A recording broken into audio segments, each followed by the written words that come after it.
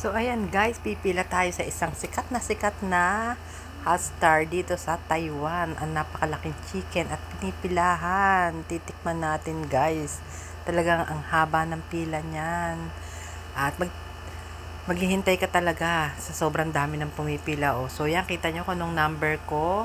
Yan pa lang ang number ko hanggang ayan. Napakahaba pa na ipaghihintay ko pero tingnan natin, mukhang sulit naman.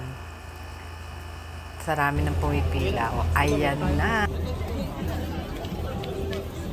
Sobrang laki niya. Grabe, guys. Init.